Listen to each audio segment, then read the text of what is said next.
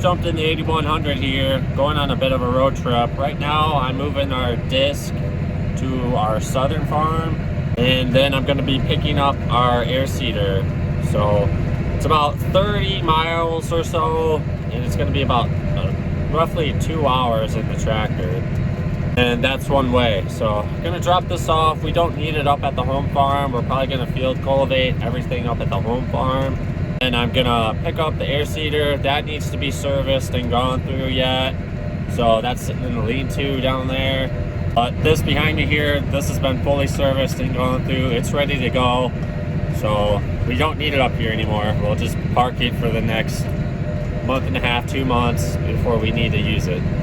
Right now I'm kind of racing the sun a little bit. I should have left probably a good hour ago. It's nice and cold out this morning and the roads are dry, but once the sun comes out, it's supposed to be like 35 today. So the roads are going to get pretty sloppy. So I'm kind of in a hurry.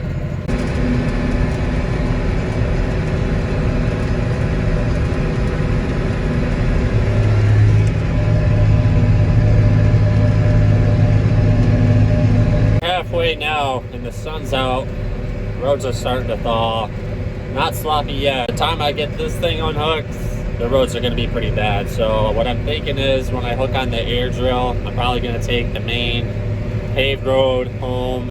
Yeah, there's always a couple wires I gotta be careful about, but luckily I know where they are. I've done this road trip probably a good 1,000 times.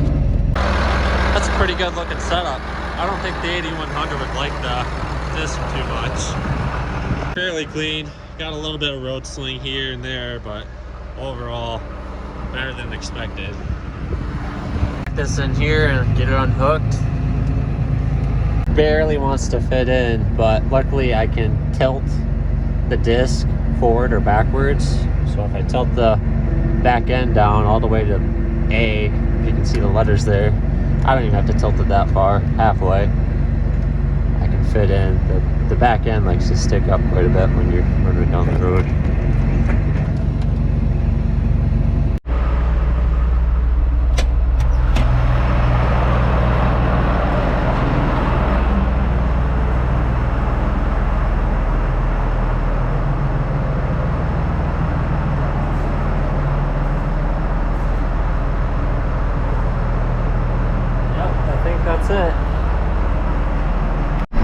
Alright, so now I gotta go down the road about 3 miles or so to our bin site, and the air drill is parked in the lean-to over there.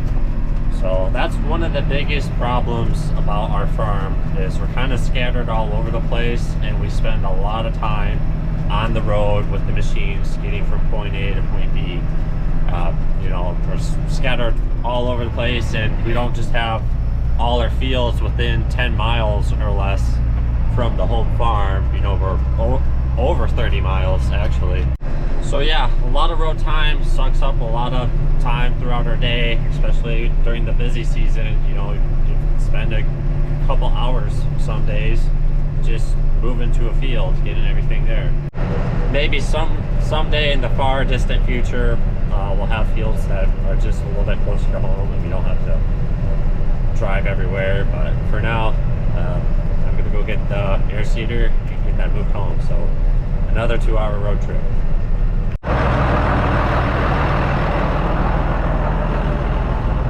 Well, I got a handful of stuff I gotta move out of the way. Air drill's buried in there a little bit.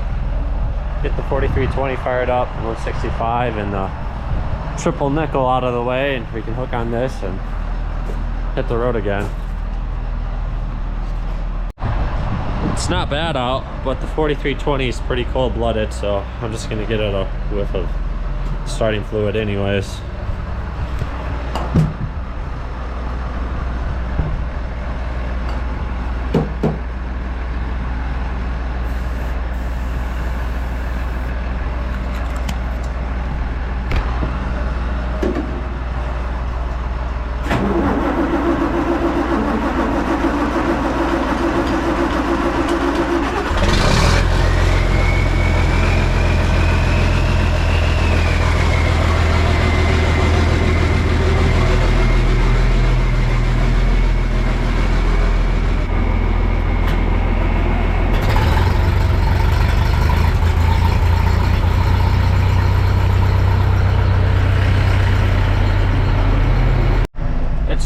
mud behind the barn here.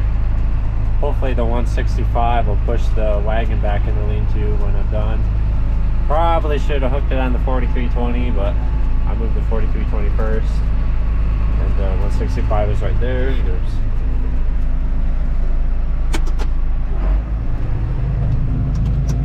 Eventually, we'll probably put stone back here so it's a little bit nicer and drier. But it really isn't bad, you know, most of the time we're back here, except for this time of year. Or if it just rained, then it's sloppy. But you know, springtime, summertime, even fall, it's not really an issue, and it's pretty dry back here, but definitely muddy right now.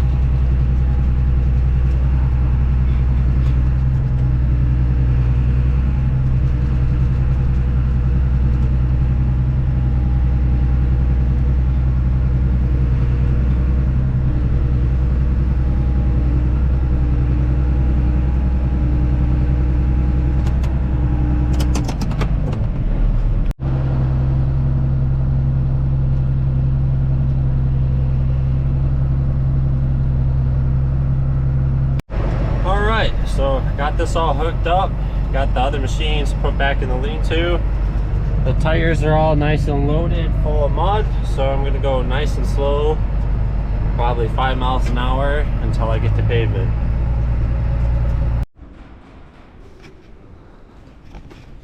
Made it back to the farm now, so in the next few days I'll get this inside the shop and start going through it.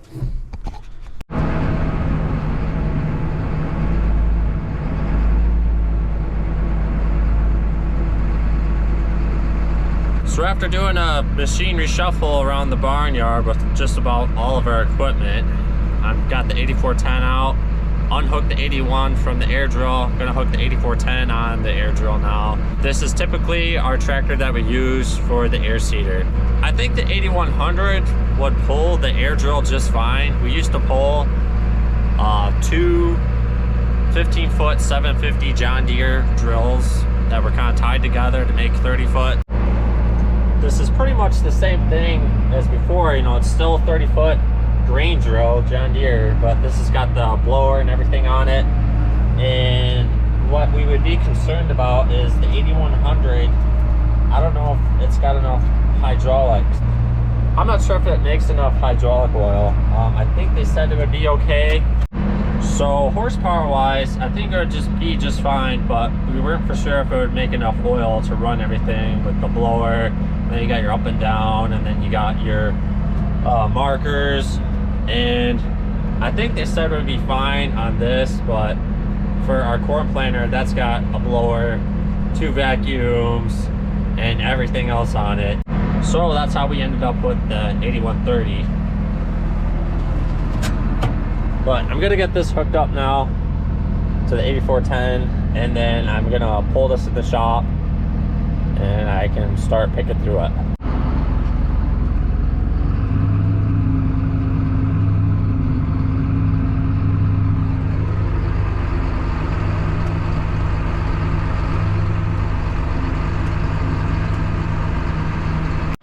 So it's the next day here. It's a little after lunch, and I've been going through the air drill.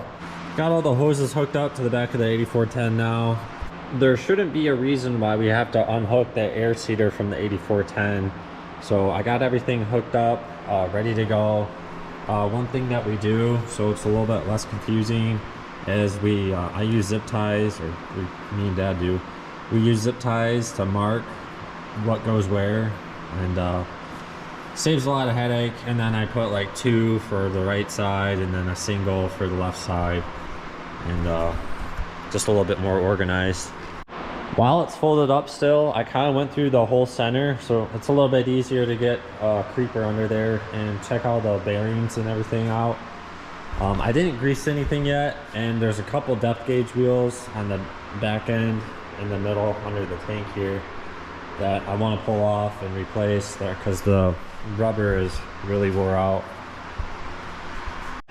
Before I start ordering a bunch of parts and everything for this, I got to get the wings folded out and inspect all the wheels and bearings and stuff. on the two wings, so I can't pull it out the way it's sitting. I'm gonna have to get this more in the middle of the barn, so I'm gonna have to move the 8130 and the red pickup. Probably should just parked it a little bit better yesterday, but I wasn't really thinking that far ahead.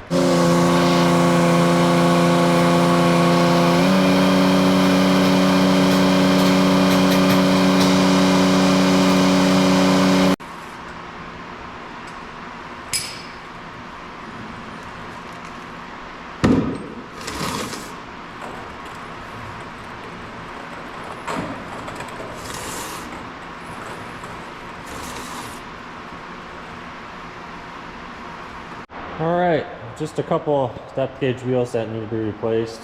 Get some new rubber for these. Another thing that I was working on earlier this morning is this is your gearbox, and you can adjust how much seed is going into the ground, and you can crank it up and down. This has a little electric motor on it, so you should be able to press a button inside the cab and it can do it automatically and you don't have to get out. Well, ever since we owned this, keep in mind we only had it a couple years, it never worked. When we bought it, they said the tractor came unhooked from their air drill somehow, and they ripped half the wiring harness apart or in half or something along that line, and they said this never worked. Well, I never really investigated too much. I always just cranked it by hand, but after you do it a couple times a day, you know, trying to get it where you want it, where you should just be able to press a button real quick and adjust if you need to put a little bit more on, or if you're putting too much on, you can crank it down and put a little less on. So I plugged it in and the motor works.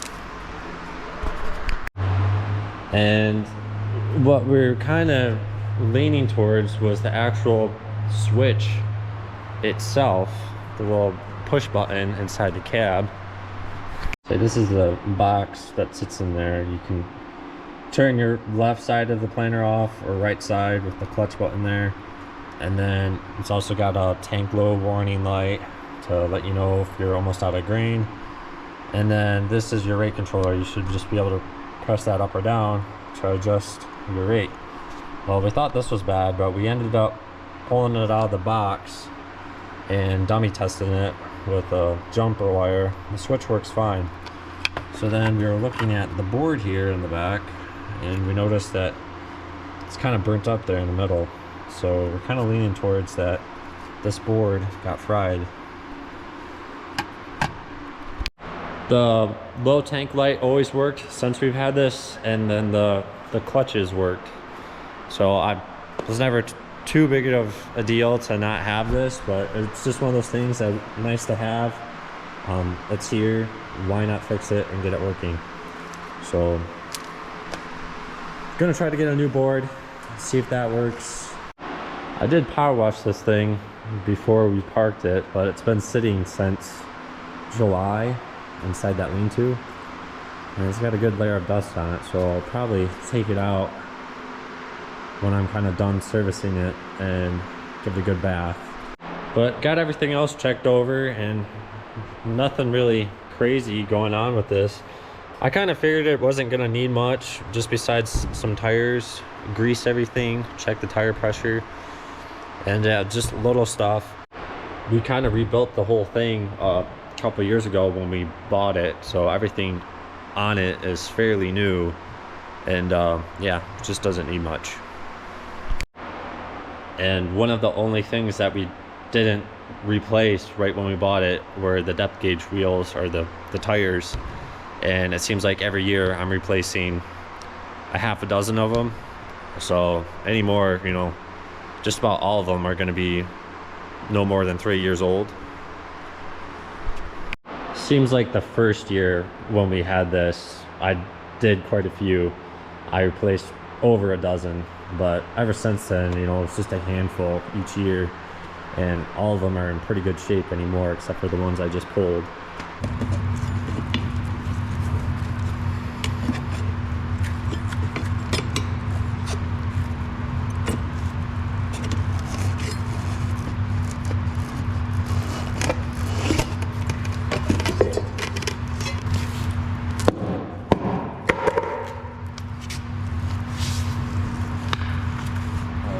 old one. This is a new one.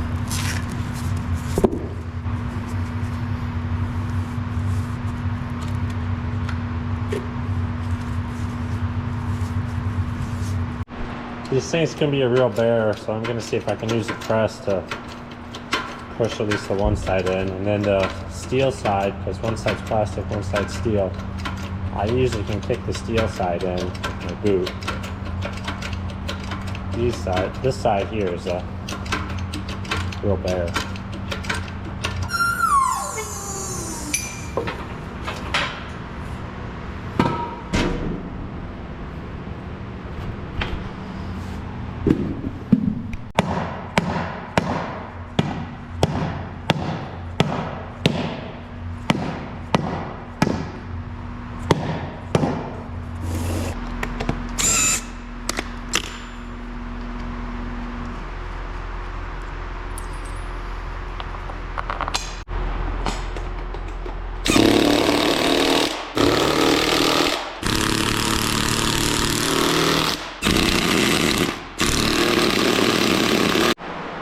Well, I think that's going to do it for this video. So as usual, thanks for watching, and I'll see you in the next one.